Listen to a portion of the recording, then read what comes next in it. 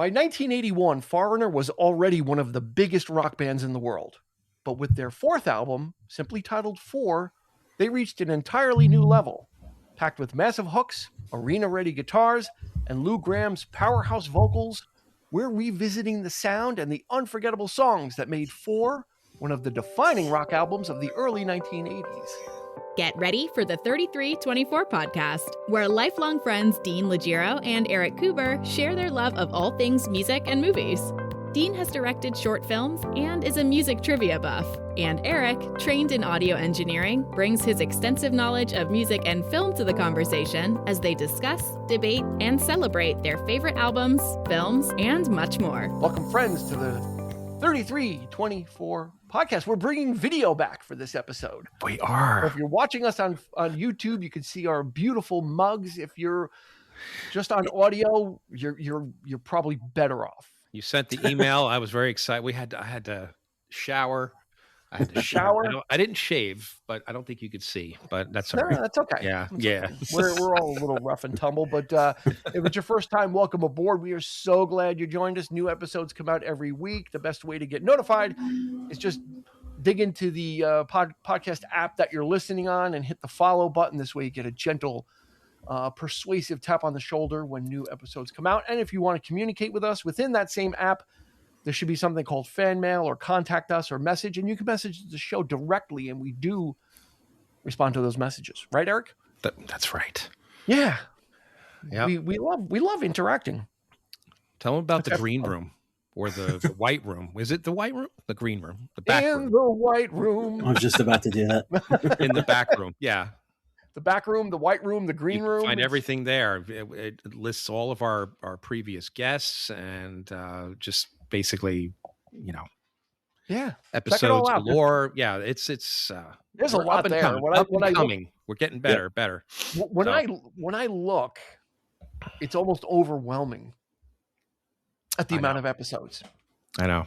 It's crazy. And we're closing. I'm having a blast watching YouTube. I've been obsessed with YouTube. That's all I watch recently is just just YouTube, just different, all kinds of, in prep for our episodes, I'll watch whatever I can find. But I'll also watch us as well. So I'm glad the video's back. Yeah. It's a little difficult to just sit there and see the logo's just the there, logo. And there's no picture. The still logo. Right. So, I wish it moved. I wish the friggin' logo moved, like the then old we're getting DVD. back into video. I could do that, but then we're getting back into like a video type thing, which requires work. Yeah. So we'll see how we do. Let us know if you want the video back. Go ahead and let us know. We'll let the people speak for us. But speaking for us also on the show, Mr. Christopher Clark is here as well. Good evening, gentlemen. Yes. Yeah, how are you? To be here. I feel privileged to be here for the return to the video. Yes. But I have a face that looks good enough to be on camera here at 30. Yes. Well, you know what? It's funny you mention that because in talking with a friend of mine and we, he was prodding us to do video again, and I said you should come on. He goes, "No, you guys do it." I said, I have a face for radio. And I was just going to say, we all have faces for radio. Yeah, you got a face for radio. So anyway, but we're glad you're here no matter what format. We're going to get the show going. We are here to talk about music today. And since we've got video, I can actually kind of hold stuff up now again and show what I have. Anyway, an original pressing of Foreigner 4, because I only buy original pressings when they're available. So I was pretty sure I'm like, I think I have this on vinyl. So I went over, I'm flipping through, and I actually have like the first Foreigner album. Yeah. On vinyl. I have 4, and then I have the one called Records where it looks like it's a jukebox. I remember that one. The insert comes out, the songs are behind them. It looks like one of those old. So I've got actually 3 Foreigner discs. So I guess you can call me a fan of Foreigner. So let's get into the stats. If you're new to the show, we give you some statistical information to center the conversation, and then we get on to the fun stuff. So here we go. Foreigner 4, oddly enough, their 4th album, so that's how you can know. Released in July of 1981. Produced by, the infamous Mutt Lange, but also co-produced with Mick Jones. So keep that in your back pocket. There were 4 singles released stateside, but there was like 6 or 7 released like total, like all over the world. Urgent was the first one, hit number 5. Waiting for a Girl Like You hit number 2. Juke Box Hero 26, Break It Up also hit 26. And Luann stalled at 75. All the songs were written by Lou Gramm and Mick Jones, or just Mick Jones. So you see there's kind of a partnership there. This hit number 1 on Billboard. Sweet. Yep. Six times platinum. You go. Yep. You go, Foreigner. Another monster. Yeah, another monster. And I want to spend some time talking about that too. And then Foreigner, class of 2024 Hall of Fame. They finally got in. They were long overdue. They weren't getting it, and I think they got in on the fan vote, and that was with prodding from like Paul McCartney, going on record saying like, "What the fuck?" Yeah, like why aren't these guys in? That's great. So there was like a little. You talk about getting by with a little help from your friends. Like if you have McCartney, you're like prodding the fan vote to get you in. You can't ask for much more than that in the rock and roll pantheon of having someone behind you. No, mobilizing right forces. Right, it's crazy. If I could do a Christopher Walken impression, I'd be crazy. Crazy. But you can. I can. I can. Yeah. I don't think Thomas Dolby would be one of those people, though. We'll get to Thomas Dolby as well. That blew my mind. You guys know when you go, you know where I'm going with that. Yeah, that's an interesting story. So we'll get there. Originally, the album was entitled Silent Partners. Yeah. Was the original title, and then they went through some changes, and I was like, well, it's the 4th album. We'll call it 4. The original cover for the album, the record label rejected. They thought it's a little too risque for us. Hypnosis did it. Yeah. They rejected it. A different company came up with the now iconic 4 that we see on like TV. We used to see it on countdowns on like TV and film. Yeah. But Hypnosis still got credit for it. Oh wow, did they really? Yeah. Kind of odd. Yeah. Yeah. That's weird. It's like, why that would be weird from the person the company that did it being okay with it. And that would be weird with Hypnosis getting 6 times platinum. Come on. Yeah, seriously. Yeah. Yeah. That's an odd thing for sure. Yeah. Weird. They were so iconic though. Hypnosis. I guess, reputation, perhaps. So who knows? You're just going to take the credit, I guess. All right. Yeah, I suppose. Or maybe it was just something in their contract. Yeah, it might have been. No matter what it is, we if you reject us, we still get kind of like what Elvis used to do, right? If I record one of your songs, I get songwriting credit, even if I had nothing to do with it. So they made a good point. It might have been like, well, you signed up for us, and whether you use it or not, we've got to get some credit. Fuck you, pay me. Basically. So at this point, the interesting thing about Foreigner 4 also is that Foreigner went through some lineup changes, jettisoned a few members, and ended up as a 4-piece. So 2 of the original members were kind of, Ian McDonald and Al Greenwood left the group. They wanted to be writing more songs. So like, and I went back and looked at the other albums. They may have had like 1 song per album, kind of George Harrison-ish.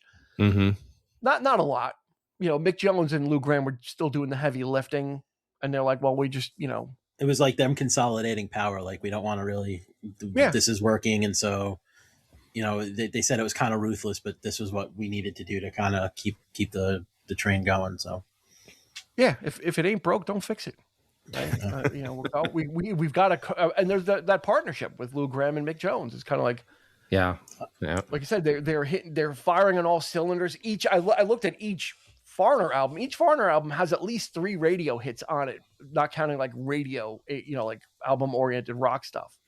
Yeah, from the beginning. Yeah. Go ahead, Chris. No, you go ahead, Eric. Sorry. I had a Double Vision. That's the one I had on vinyl, and then of course, Agent Provocateur was the big. I like that one. Yeah, Say You Will. I had it on cassette. That one. So, but that's the only 2 albums I ever owned by them. I remember as a kid having the because my dad used to give me singles because I had a little record player, and I remember one of the ones was I Want to Know What Love Is. Mm-hmm. And then so that's what I thought Foreigner was. That's what I thought they sounded like. And then They played the Atlantic Records 40th anniversary, and Foreigner came out, and I'm like, holy! I was like, this is what they really sound like, and they were doing like, Juke Box Hero and Hot Blooded and like all the rockers, and I was like, that's really kind of what got me into Foreigner. You caught them at an interesting time. Yeah, with I Want to Know What Love Is. And actually, I think a song on this album kind of might have been on that path, a test balloon for that. So we'll talk about that as well. But it's funny because we've talked about Foreigner, Eric, on other episodes for a multitude of reasons. One, I always lament why wasn't Foreigner in the Rock and Roll Hall of Fame. They finally got in. But then famously, when we talked about zombie bands, we talked about Foreigner because they are authorized by Mick Jones to tour, but there is no original member or legacy member in this band. Interesting. Yeah. Nope. They are literally like the same thing as Chicago. Chicago has one guy left, but everybody else is just not even remotely connected. I think why Foreigner is one of the first bands to really do it. Like Mick Jones, apparently he's got Alzheimer's now and he's like completely out of commission, but like he would show up to some gigs but not others, and then like he was kind of in and out. And Eddie Trunk, who's a kind of a TV personality and DJ that talks about a lot of different styles of hard rock. One of the things that he always said that I kind of stuck with me and I think is really true of Foreigner is that they're like a faceless band. They're not a band where like I think anybody has like a really particular like tie to any one specific member. Like unless you really are down the wormhole and know who Mick Jones and Lou Gramm are, Foreigner's one of those bands that everybody just really digs the music, and it's not necessarily a love of the members of the band. And I think that's why Foreigner really does get away with it, is that people just dig the tunes more than it is having any kind of like connection to the band itself. I'm having a hard time digesting that comment. I don't mean in a bad way,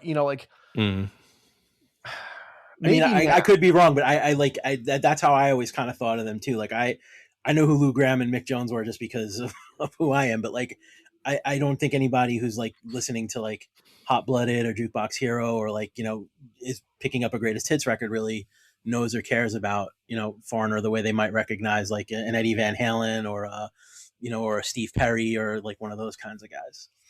You know what? Oh boy. I don't know. I get what you're saying, because I would say now, that's true. But if we go back to when this album was out, right, Lou Gramm was in that conversation. Like he didn't have the like in my mind like Freddie Mercury and Steve Perry are of one. Right. They're in a different level just because of their range. Lou Gramm is in that conversation because he is if someone said to me, "Oh, you're putting together a rock band and we've got Lou Gramm," I would say absolutely. Like he was as much the voice of the 70s because Foreigner was album after album. There was, like I said, at least 3 songs that were big hits. Yep. And so Lou Gramm was like Foreigner was as big as Boston, as big as Styx, like in that time, right, Eric? I mean, they were like, Foreigner was like the shit. I mean, they were really in there. So Chris, what are you actually referring to the fact that they're not, when you say faceless? I mean, like more like, to me, like it's not like, I don't think of them as like rock stars the way I would think of like a David Lee Roth, like I said, like a David Lee Roth or a Freddie Mercury or like a Jimmy Page or a Keith Richards. Like there's no like figure like that. They're kind of like a bit, they're just like kind of, to me, like Mick like Jones, Lou Gramm. Right. I mean, the names alone are very, a guy named Lou is the lead singer of this band. And just say, is he as prolific, like, appearance? And I'm not saying it in a negative, I'm not saying it in a negative. I'm not trying to be negative about it because I think they've written some brilliant music and there's some really classic records. But you're not really thinking of them visually. I'm not thinking of them as a visual band. Visual band. You're not thinking of what they look like necessarily. Or like the show. Like you don't think of like, coming out and like Lou Gramm's not coming out and like doing like. Yeah. Yeah. So, I think there's an answer to that. Okay. Because when Lou Gramm left and separated from Foreigner, then Foreigner decided to become a jukebox touring band. Right. And that's when they got Kelly Hansen. They needed a lead singer and they needed to kind of assemble a band. right? So by that time, but you're talking like the mid 90s. By that time, Foreigner had kind of come and gone. So people knew the name at that point because they didn't have the staying power visually because they weren't constantly in the public consciousness. They got a replacement singer for the album in 1991. Lou Gramm came back in 95 for an album which did nothing. Right. And then after that, it was like Kelly Hansen is like the new, voice of Foreigner. But by then, it kind of like those other things were in the rearview mirror, and it became a jukebox band. So it was like, that's the guy, just like Arnel Pineda for Journey. I was going to say Kelly Hansen is like the Arnel Pineda before like that Arnel. type of a thing. Yeah. So Foreigner kind of did it to themselves in a weird way because they were out there so much, right, that no one knew.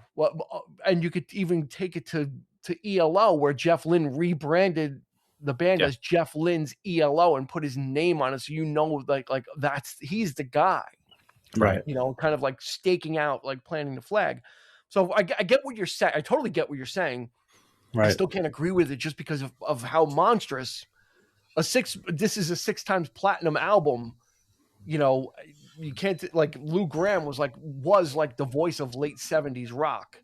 Yeah. He was like what Pat Benatar was at her level. Gotcha. Right? Like the equivalent, like there's Ann Wilson, there's Linda Ronstadt, and then there was Benatar, and there was like Mercury Perry, and then Lou Gramm was there. Right. No, I get it. Right. In that conversation, like on the front lines of rock and roll. And I think more or less, I think MTV kind of helped them out a little bit, visually speaking, that is, because you like I said, you don't really consider them when you think of, like, at the time when Led Zeppelin was still strong.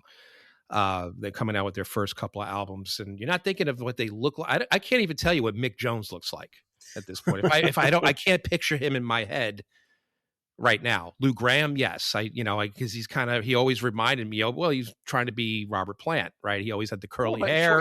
Shorter version. It was and then to another extent, the rest of the band is kind of a rotating cast of characters. Like exactly. How many, even back then, like like a Toto type of situation, or they're all brilliant musicians, but they're just more or less session musicians in the studio creating this freaking hit machine. Like they became that hit machine, but it was just sort of still, I can't like in the live setting is what I'm really kind of thinking about. And you don't see enough of that. I feel, unless you saw them live, if you were lucky enough to have seen them live, you know what I mean? Did you ever see them live, Dean? Was that? Did you ever get to see them live? No. Back then we had missed it. They were past that. Right. Yeah. But they were beasts. I mean, again, they were everywhere. Everyone had a Foreigner bumper sticker. They were totally in it. And this album, like, really kind of, ushers in the 80s. I mean, let's get into it. Jukebox Hero, if that's not one of the most classic songs of rock and roll, about rock and roll. That's so good. Right? There are plenty of songs that rock bands make about rock and roll, like Boston Rock and Roll Band, right? They're talking about it. And Jukebox Hero is based on actually 2 conflicting stories. Mick Jones says that it was about him meeting a fan outside, waiting outside for them, and he brought the fan in to show, like, I'm going to show you, like, let me show you what it's like back here. And then Lou Gramm is saying, this is about me. I wrote it about me waiting outside for Jimi Hendrix at a Jimi Hendrix concert and dreaming about becoming like and having that impact of, I want to do this. When he was really young, cool. He was at a Hendrix concert and saw it, and it's like, I want to do that. Okay. And so I went out and started to pursue that. And both stories could be true, right? Because isn't it the song, like, there's 2 different songs that they put together, right? Yeah, it's the same point of view from 2 different, like this, like similar stories. Like, oh, well, we can make this into a song, and Jukebox Hero is just like, it's got that doom, doom, doom. Yeah. Doom. And if you're not convinced, if you listen to Jukebox Hero and you're not convinced of Lou Gramm's, like, power, because he's got like that. He's got that power, but he doesn't have the range. He's got the rock power, right? Which makes him such a good rock singer. Yeah, he's not a falsetto like Freddie or operatic like Perry. He's like the rough and tumble bar rock singer. Yeah, like Paul Rogers. Exactly. Right, like that kind, like they're like higher that kind range. Of, like, yeah. Yeah, like that, like in that, like whatever league that is. It's not the League of Shadows. Again, just they're not Zeppelin. They're not, they're not the more iconic, so they're kind of, but yeah, I mean, they had to, I can't imagine the amount of effort that was taken to create all of these monster hits and stuff and be a formidable band, a rock band, and just sort of like where they kind of slide in. And then at this point, 4 became more or less, the sound of 4 to me, and most of the album, if you cherry pick the hits off, I would argue that, a lot of hair metal bands started to sound like that. What's on this record? Yeah. I hear Def Leppard for sure. Yeah. I hear other bands, with that same beat, that same, that, you know what I'm saying? Like the same chords, same, kind of thing. Foreigner was there at this is 81. So we're talking before most of these bands. That's right. Yeah. So Chris, what do you got? Yep. Well, no, just what Eric was saying about the hard work. Like Robert John Mutt Lange is known for being very much a perfectionist, and anything you read about Mick Jones, he's kind of the same. I can't imagine what the two of them working together must have been like, because they both have a very distinct vision about what they want. Like I know Mutt Lange wanted to use electronic drums, and Mick Jones like lobbied really hard to make sure that didn't happen.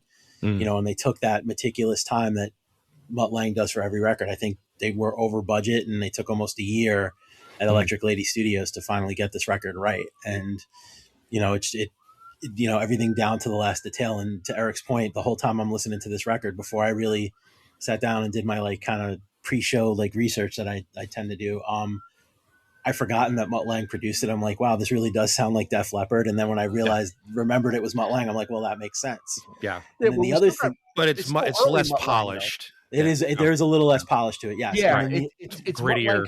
Coming off of Back in Black. Yeah. Right. But what's interesting is, and to that point, if you look at the dates of when this record was recorded, Mutt Lange is working on High and Dry by Def Leppard at the same time in England. So I don't know how he bounced between Electric Lady and wherever it was they're recording in England to produce both of these records. And High and Dry does have a little bit more grit than say Pyromania or Hysteria. Yeah. And you could see like if you listen to that record and listen to this record, it does make sense that the same guy worked on both records. I mean, Pyromania. Right. Well, Pyromania is not to get too far afield, but that's its own beast. That's its own sound. Like something was and you can refer to our episode about it. And then Mutt Lange would take that sound into the Cars with Heartbeat City. Like it was something different. This, like you said, has more of just like an understated rock feel. It's not overproduced. As much as he tried to. And I know some of the band members too were like, I'm not working with a click track. I'm not doing this. It's not. Yeah. So there was some pushback against that. And for it to be worked on, they recorded like flat out, like without a click track, and just to show like Mutt Lange, like here, listen to this. And this is, we're a rock band. We can play, and to have worked over it for so long and spent so much time on it for it to not sound overproduced really is kind of a remarkable thing. Like it doesn't have that 80s sheen or that polish. There are 80s touches, but it's not like blowing it out. There's still like you say, like a gritty, like almost like blue collar rock and roll band that still pokes through in all of these cuts. Like it's still very much there. I totally agree. 100%. Absolutely. Yep. All right, Eric, want to talk about She Blinded Me with Science? Thomas Dolby, you know the story of how this happened? I do. I said apparently he got a call or email, but he got a call or somebody asking him to play keyboards on a session from Mick Jones, and he thought it was Mick Jones. I believe the Clash was it the Clash? That's the other Clash. Yes, he thought it was like he's like, oh, I'm getting to play with the Clash, and to his chagrin, it turned out to be Foreigner. He's like, I'm playing on this. Like, what is it? It's so far out of left field. When I read this, I started chuckling. Yeah, he's like, I hate these guys. Yeah, it's just so bizarre. But yeah, he's like, he played on like the whole record too, right? Yeah, he's like, I paid. my ship is coming in. I'm going to work with the Clash. And it's like, no, it's the English guy, Mick Jones, that's in America with that rock band. But you know what? Thomas Dolby, like, you know what? This was a great album. This was a fun story. And like, if you listen, I mean, he's throughout the album pretty much. Like, he gets credited for synthesizer work throughout. I mean, and he's on like Waiting for a Girl Like You. He's on Urgent. He's on all these songs. So God bless him. It wasn't his cup of tea. Right. But that shows, I mean, that's the mark of a great musician who can collaborate and just sort of, it's not in your wheelhouse, but but that's part of the job is, if you have the range and the ability to play with stuff that you're not comfortable with. I mean, I would, you move up the ladder, so to speak. Yeah. I'm looking at some of the other musicians that play on this thing. Larry Fast played with Gabriel. I mean, you got Hugh McCracken on slide guitar, Junior Walker on sax. Yeah, man. I mean, this is, you got some formidable players on this record. Bob Mayo, who played with Frampton. Yep. Mm-hmm. Yeah. So they assembled, a crack team to support what Foreigner was doing, not to replace necessarily, but to, enhance those things. So, they didn't have a keyboardist. So let's get Thomas Dolby. They just fired their keyboard. Such a great thing. Yeah, I wrote in my notes, I'm like, Thomas Dolby working with the wrong Mick Jones.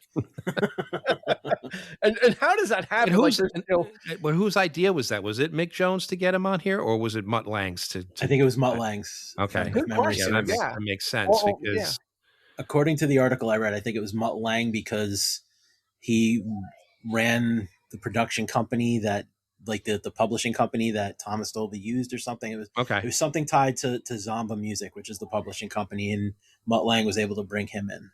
As a producer, you have to be aware of what's going on around you too. So that makes a lot more sense. Mick Jones probably, Yeah, and Thomas Dolby wasn't Thomas Dolby yet. He was still a couple years off from She Blinded Me with Science and Hyperactive. Yeah. Remember that video, Eric? Yes. Yeah, and when I'm small, hyperactive. but doing this record, he was able to finance his own career, and I think he used the money from this record to make his own first record. So I don't know that any of his albums sold 6 million copies. So I just remember Blinded Me with Science. Yeah, just saying, Thomas Dolby, and he did not invent Dolby noise reduction. A lot of people, he did back not. in the day, Eric, right? Everyone thought like this, like. Because Dolby noise reduction was like a big thing in the early 80s. Is he like part of the family? Is it No, it's not even his real name. That's not his name. His name's like Chester Honeyworth or something, whatever. Yeah, right. Yeah, exactly. But, Chester. No, it's Thomas something. It's a very English name. But Thomas Morgan Robertson. Exactly. See. Very British.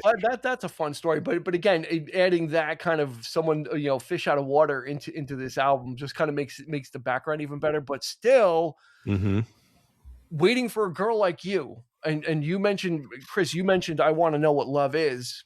Yeah, and in listening to this album, and I'd forgotten about it.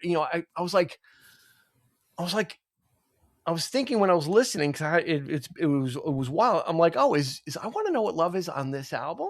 I was waiting, because I'm like, I know it's in there somewhere, And then Waiting for a Girl Like You came on. I'm like, oh my God, yeah, I forgot about that song, but it was huge. And then it made me think, I'm like, well, was this the Trial Balloon? Because it's very similar. Because Foreigner was a hard rock band, and then all of a sudden they get this really slow-paced, measured ballad that comes out that does really well for them, right? Hits number 2, and then they like swing for the fences the next time they try it. And I Want to Know What Love Is was huge. It was a monster. Yeah. Yes, it was. I mean, I thought that I like this better. It fits in more of a rock thing, Eric. Yeah, it's Waiting for a Girl Like You. I thought was exclusive to Footloose, but not the case. So, and I forgot, like Dean was saying, I forgot that this song was part of this collection. You know what I mean? Like, because I didn't own it. I didn't have it. I just heard it on the radio. So, you don't. I'm not really thinking about which album most of these songs came from. But yeah. And that ballady stuff was Mick Jones's brainchild. You think of a guy like Mick Jones played with a band like Spooky Tooth and like those early Foreigner albums. Like apparently it was him that wanted to do more synthesizer stuff and more ballady stuff. And Sign of the times. Right. Yeah. And Lou Gramm kind of bucked against it and wanted to continue with what Foreigner had been all the way through. So. Kind of sounds a little bit like a Van Halen situation, which Mick Jones would go on to produce 5150. 150, yep.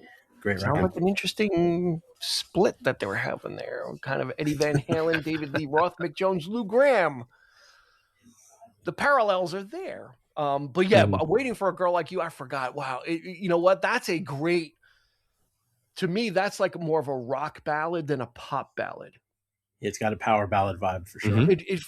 It fits more within a rock album, Waiting for a Girl Like You, because the keyboards are kind of ethereal and like sweaty. It's almost like you're listening to on a summer day or a summer night, and it just kind of has that more of that rock ballad. Whereas I Want to Know What Love Is pure pop.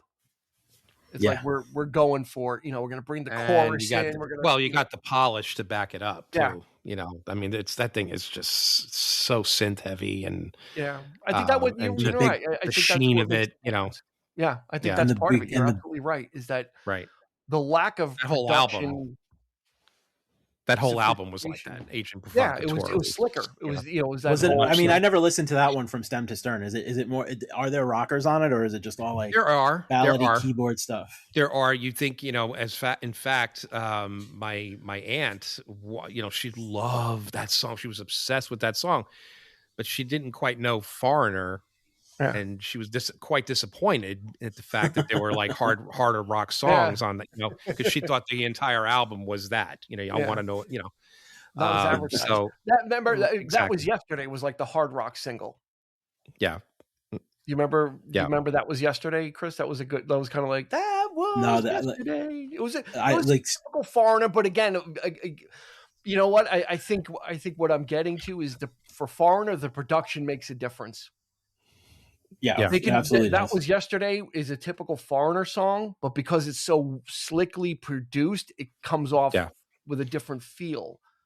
Whereas had they produced it, right, it would have been grittier and it would have fit in. And thereby, old school fans not a fan of running away from it. Yeah, exactly. Because even though like it could be the Will from Agent Provocateur, same thing. Yeah, Like for me, like what I remember about Foreigner growing up was, like I said, I had the single of I Want to Know What Love Is. Mm-hmm. I saw them on the Atlantic Records anniversary, and then I discovered Foreigner records in my dad's collection of albums, and then that was it. Like I'd always just like gravitate to all like the hard rock songs that Foreigner them did. Using a chorus too on that song, sort of like it's almost like this uplifting gospel-esque kind of vibe to it. You're going for it. Bringing for that, exactly. So, in case in point, that was like the showcase of when they were inducted into the Rock and Roll Hall of Fame. That's kind of I feel like that performance is what they dialed in on the most, was that one song. So but I think the Lou Gramm makes it either way, either polished or not, gritty, whatever. Lou Gramm he's the key. He is the anchor of giving it that dramatic effect, that gravitas, rock and roll gravitas that the song needs. You could have all synthesized, but when he comes on, putting that vocal down, shit. Yeah, I think a lot of ways he's Mick Jones's muse. I mean, I think Lou for Mick Jones, Lou was like the perfect vehicle. Yeah, which is why Foreigner was successful, because Lou had his own songwriting sensibility. So Lou could fire back and be like, well, this works, but what if we did this? Like, I don't think he had that with Kelly Hansen or anybody. Yeah, no, at that point it was just giving orders. Exactly. And then the third hit was Urgent. Great tune. I love too. I mean, again, God, this album was so good. This album was just like it's like Stranger in Town by Seeger. Like, again, you got to remember like the era that this stuff was coming out, and we were alive, and just like all these artists were like in their prime. It wasn't like they were ebbs and flows. Like Seeger was hitting all at the same time. Foreigner was hitting. Fleetwood Mac. Like it was an embarrassment of riches, and we were too like too choosy. We were picking certain things, but all this other stuff was around, and it was just kind of like we're taking it for granted. It really was like for rock and roll music, 77 to 82 or 76 to 82 was like chalk. Like you didn't have enough time in the day to listen to all the stuff that was coming out, like foundational rock and roll. We're discounting Bowie. We're discounting a whole bunch of artists in there as well. Yeah. I'm talking about these rock and roll like building blocks of Seeger and Journey and Boston and Foreigner. Like just meat and potatoes rock and roll. Yeah, these were like the working men. This was the everyday on the radio in your car. Yeah, working in a at Jimmy's, or working in a restaurant, washing working dishes, in a restaurant. To quote Styx, blue collar. These were the blue collar men.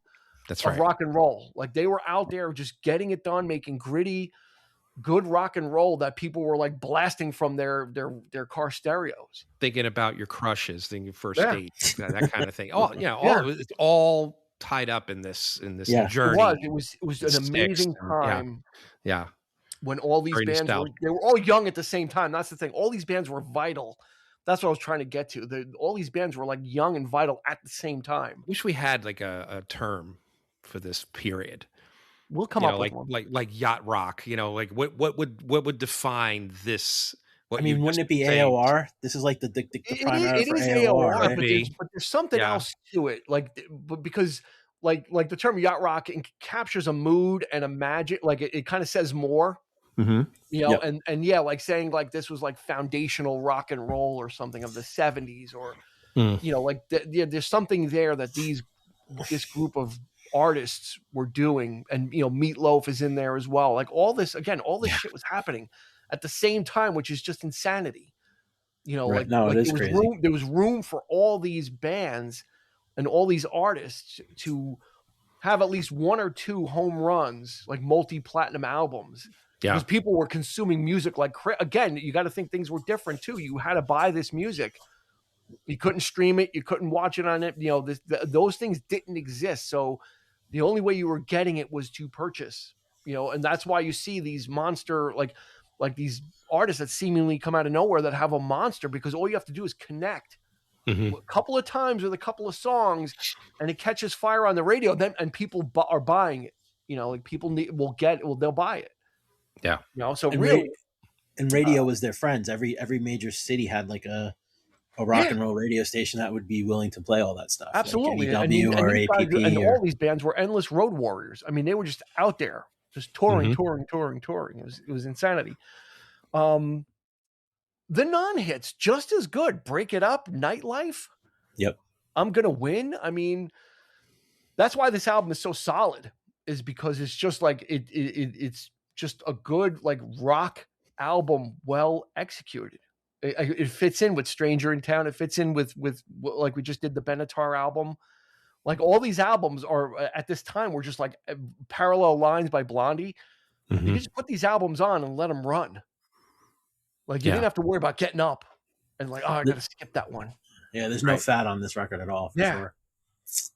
Yeah, it's just amazing. It just when the more I think about it, it kind of gobsmacks me a little. It's like wow, all this stuff is kind of happening at once. Probably how people felt in the 60s when you had the Four Tops and Four Seasons and Beatles, all this stuff going on at the same time, but you don't really realize it until it's gone. Yeah, you don't realize you were in the middle of it, or the people that went through the whole psychedelic era and they were just listening to this stuff and didn't realize what they were in until you exit it, and you've got years to look back on it.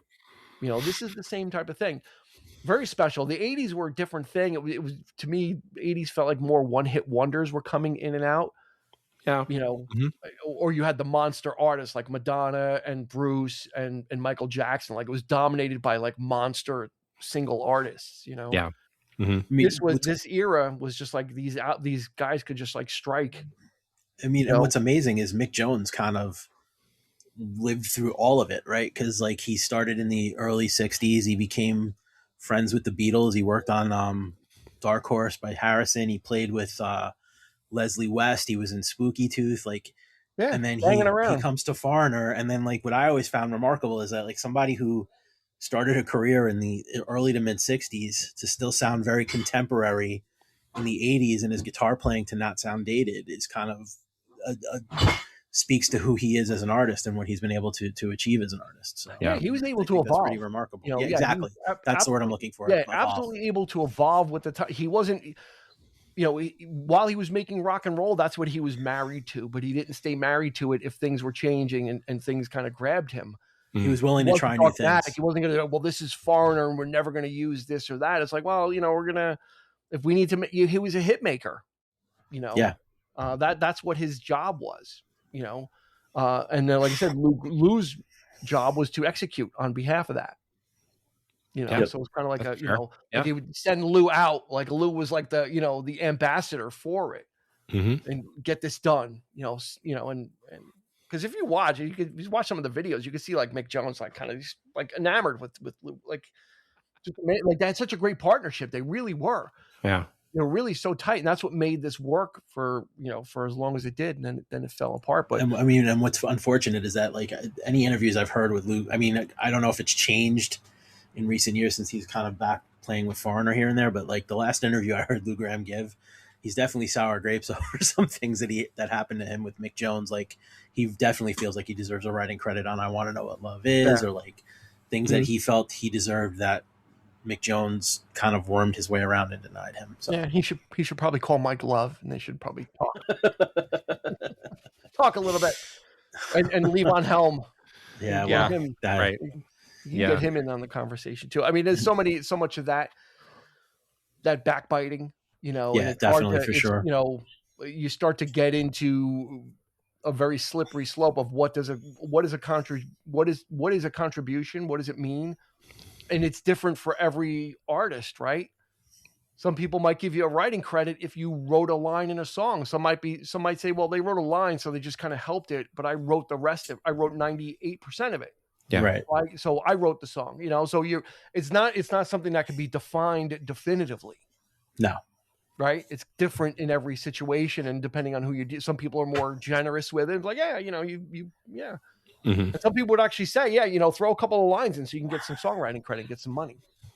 I remember there's instances of that too, of artists just being very generous with it. Oh, 100%. Yeah. So it's hard to say, but Foreigner 4, I mean, I'm looking at there was a whole bunch of like unreleased songs. So there was a lot of stuff going on with this as far as like recording, get what was the good stuff. And like you said, Chris, this is all steak, no sizzle. Yeah, 100%. This is one I can put on and just be like, yeah, let me settle in because Lou's voice is so familiar and he's not acrobatic. And in some ways that's a good thing because you can just kind of settle in with his vocal range. And he's just going to kind of pound each song into submission that way. He's going to rock, like he just rocks each song. Reminds me a little bit, Eric, of how Phil Collins sings. When Phil, we just talked about it in the Genesis episode, when Phil kind of goes a little gruff, but he's not singing high and he's not projecting, but he's kind of like, it's got that little gruff to it. Like Lou does that, like on his higher notes. Yeah, he's got a little bit of that. Doesn't hold it as much. It's more of like a rough projection. Got a little bit of that scream, a little bit of that. But not throaty, like a sort of throaty, giving. Throaty. Not quite vibrato, but just sort of. I get what you're saying. It's just like there's a grit to it. It's a rough, rough. Hits a rough patch. You could argue that he could be a lightweight. No, I don't mean this in a bad way, but sort of a lightweight, not Bon Scott, but I'm losing it. Brian Johnson. Brian Johnson. In a sense, Oof. because Brian Johnson's like he's a screamer. He's straining a little bit, but he's straining. And Lou Gramm, he could strain a little bit as well. I could hear that as well.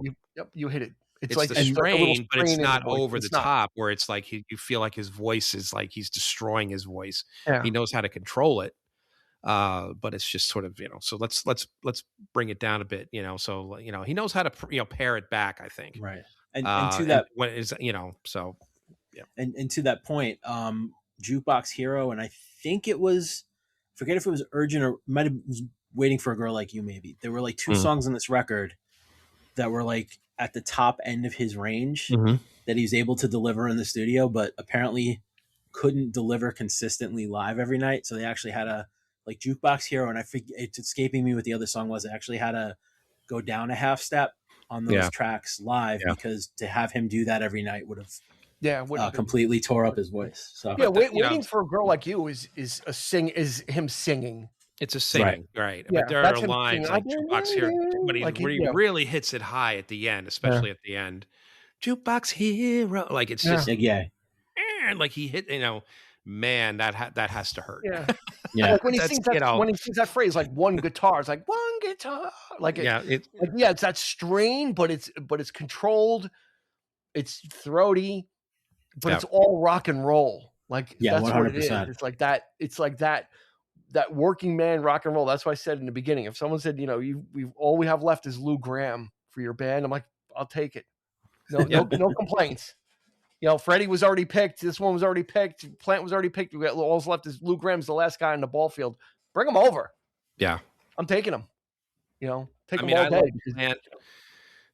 But the early days, it starts to wear a little. I actually preferred his voice in the later years when he developed a singing voice, much like Lou Gramm, and where he could actually get through a song without that high pitched, range of the slight scream or the whatever. I liked when his voice got a little bit deeper. So the same can be said. Like Lou Gramm, he starts off that way, but then he goes up. Like it just kind of lifts himself up there, and he's able to, But then, like I said, pulling it back I think is very, very important for a singer. I was going to say he doesn't live there either, though. Like he can do it, but he's not. He doesn't live there, and you can't. If you know your limits, that has to be key. So I don't think there's anything. I mean, that's anything wrong with that. Trying to achieve any more than that, you're going to. You're going to do and Lou changed his way of singing. If you remember when he went solo, he had that great song "Midnight Blue," which I had the 45 of. Yes, yeah, and that's him more singing. Right. That's less of the rock strain, or as we'll call it, and it was more of him like singing the song and hit more of the pop. This is when the pop influences come into play. That's too. Such a great. That's why it's such a great riff, though. When I heard that, I remember. I heard that riff. I'm like, oh boy, I'm going out and getting a 45. And that's when he had the Robert Plant hair, like the shorter hair. Yeah, he had like his hair, just like Robert Plant. That mullet. It was short. Pictures at 11. The Principle of Moments look. That hair. He's like, oh, he's trying to be Robert Plant. Party in the back, because we already knew. Because that's when I first saw him. Like I loved videos on MTV. He was like, oh, that's Lou Gramm. Okay, yeah, he looks, he's trying to be Robert Plant there. Immediately that's what I'm thinking of. Even his face a little bit. Like if you look at the covers of like Double Vision and such. I mean, he's got that very, very similar features to Plant. When he was younger. It's so yeah. And we could say that was yesterday. That was yesterday. We're going to use a foreigner title. That was yesterday. And I always thought, and of course, we're all naive, at that age and stuff, but I always thought Lou Gramm was British. I didn't realize that he was American at the time. Foreigner, I thought Foreigner was a British band, like all through, so I didn't know. So it's great to have He's from Rochester. Yeah.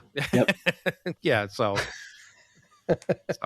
He's a New Yorker, but not a New Yorker. Not he's he's upstate from New York. New York, New Yorker. Which is weird. A lot of people recently have been asking me if I'm from Long Island. I don't really. Why? I don't know. They think I have like a Long Island accent or something. Like, you're from Long Island? I'm like, no. My wife is an Islander, and she is the one person I can say never ever sounded like she ever had any. Yeah, some people do, and I'm like, I don't think it, but maybe I don't know. My aunt from Maspeth has she sounds like she's from like another country, like Long Island. Yeah, Long Island. So very thick. Yeah, it's Long Island. The G goes into Long Island. Yeah, I feel like that's more Nassau County than it is Suffolk County, at least in my experience. Yeah. Yeah, for sure. Yep. So all right, well let's start to put a bow on 4 by Foreigner. And well, just for the sake, because we're doing this on video again, if you're watching, we're going to hold up the record again, just so people can see that I do actually own it. We do own this stuff. Back when CDs and cassettes were a thing with, physical. Eric was right. I got to give the guy credit. Mm-hmm. I got to give him credit. He was right. Yeah. Physical media is the way, no matter what it is. Physical media is the way to go. So, and having the album, the original release, it was one of those early things that I picked up. Like when I was in 2015, when I started buying records, it was like Foreigner. Yeah, I got to get Foreigner's got to be there. It was kind of like building. It was like kind of building a baseball card collection. Like, what teams are you going to get first? If you're going to get all the, you're going to collect every team in a certain year. Well, what team are you going to go for first? And it was like I told you, it was Billy Joel. I never had a Billy Joel record, but I bought all the Billy Joels. I got Seeger, of course, Styx, and like Foreigner was in there too. Like it was like filling in like my missing gaps of stuff that I never had. It was so important. So it was, it's so important to kind of have this stuff accessible and be able to listen to it. Well, I'm like that way with movies, with films. So I'm getting all of my I'm getting stuff that I've never seen, thanks to the good folks at Criterion. So I'm introduced to stuff that I never thought that I would ever watch at that age, but I'm being exposed to, and that's the joy of like the 50% off sale. People, it's all over YouTube. Yeah, people are going, right. Yep. But the key is people are like, they're telling you what to get, right? Don't get don't get the stuff, and that's exactly how I did it. I started buying blind. I bought movies that this looks interesting. I never heard of it. Turns out I'm always an interesting experience, but I'm moving back in nostalgia wise, and I'm going back and getting all my favorite shit from the early 80s, all those fantasy movies, stuff like Labyrinth, stuff like, Conan the Barbarian and shit like that I was really into at the time. It's fun. Arrow's really good for that. By the way, I'm going to plug them. It works for any type of physical media, is you can get the stuff you want. Right. And right now it's a buyer's market, especially for CDs. CDs are $1. You go to Goodwill, you go to a garage sale, people are unloading them. Yeah. So there's no risk in buying a whole bunch of stuff that you don't know, that you've heard of and I never experienced. Right. It's like, grab it, because you won't have to pay to stream it. And even if you do know, you could even rip it and then give it to somebody if you don't want it. Rip it so you have a copy, and maybe you're not ready for it now. Maybe 3 years from now you're ready for it. So you've got it ripped. Yeah. And if you don't want the CD, but then you've got it in your collection, and then you could always revisit at another time. Which is so important. If it's stuff that you do that you are very familiar with, it's like you're somehow approaching it in a different way when you revisit something that you haven't seen in so long or heard. In this case, it just. That's why I love what we're doing. That's why we were doing this podcast, right? It's exactly why. It's exactly. It's almost like we're doing the 1001 albums to listen to before you die. Which I recently discovered there is a podcast for that. Yeah, let's not put a number on it though, because I don't want to ever hit the number and then it's like, well, what next? No, but it's fun. It's fun to revisit this stuff, and it's even if it's stuff that one of us aren't. I'm sure that when we do these things, one of us is not exactly perhaps on the same page as the others.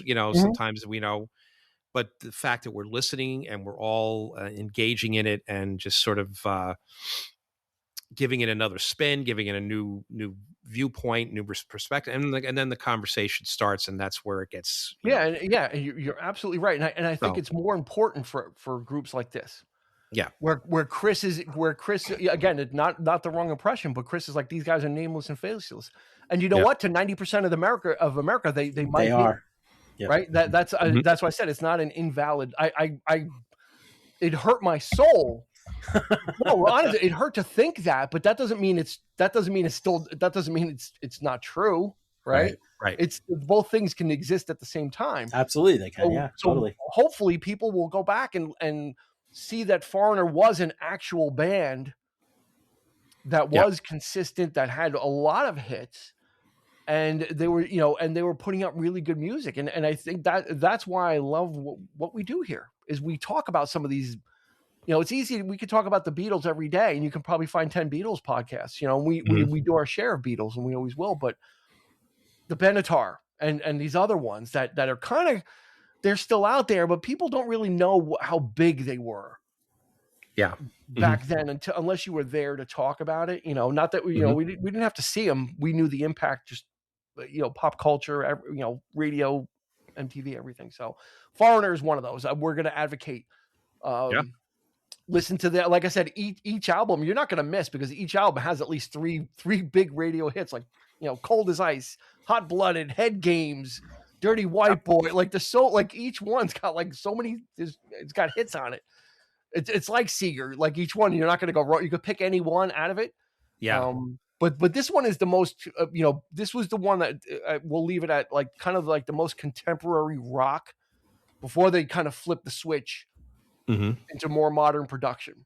So this is kind of the last vestige of them being a really a solid rock band that was veering towards what was coming. Yeah. And I mean, anything that I've read or I've looked at too says this is probably the last truly consistent, like top to bottom, like no skips Foreigner record. And like after that, it's kind of after this one, it's a little bit of more of a mixed bag. Not that there's nothing good, but you have to look a little harder to find it. Yeah, absolutely. So Foreigner 4 from 1981, highly recommended. Check it out. Christopher Clark, thank you for gracing us with your visage as we return for video. I feel good about my visage being here, and I enjoyed this one. This was a record I hadn't listened to in a while, and I really enjoyed going back and checking it out and revisiting it. So yeah, me too. Like I said, we have all this stuff. Doesn't mean you're listening to it every day. Right. Which is one of the bad things about streaming, because you kind of get things put in front of you consistently, and it's like the famous thing on Spotify. It's like the same 50 songs that you get put in front of you. So yeah, it's nice that we do this and we kind of pull stuff out. That is a little bit out of there, out of the norm, and give it a kind of bring it out into the daylight. So that's going to do it for this episode. Hopefully you made it this far. Go ahead, hit the follow button. This way you get that gentle notification when new episodes come out. And that's going to do it. Foreigner 4 from Foreigner 4. Maybe that's why people think I'm from Long Island. Foreigner 4. From 1980. I need to enunciate better. From 1981. That's going to do it. Christopher Clark. 84, 81. I'm sorry. Yeah. Foreigner 4 from 1984? No, you said 1981. I said not 1984. Oh, thank you. See, I thought I said Foreigner 4 from 84. I know, and you did that, Eric. I thought he said 84. Yeah, the guy just gaslit me. Yeah, I'm freaking. He just gaslit me. That's right. Not 1984. I'm like, what? I don't think I said that, though. But then he made me think I did. So you did not. Sorry. I know, but he just gaslit me into thinking it. Well, I was referring to the accent. That's what I was going for. I was hanging on that joke. It's like that Bugs Bunny. Like, no, you didn't. Yes, you did. No, you didn't. Yes, you did. Yes, you did. No, you didn't. And then they switch. Yes. Yeah. All right. Anyway, let's get out of here. For Chris, for Eric, this has been Dean asking you to not please be kind, rewind, but we'll catch you on the flip side. We'll leave it there. You've been listening to the 3324 podcast with Dean Legiro and Eric Kuber. You can find us on your favorite podcast provider, so please like, subscribe, and rate to become a part of the 3324 family. Your feedback is important, so make sure to follow us on Instagram and Facebook at 3324 podcast and on Twitter at 3324p to join the conversation.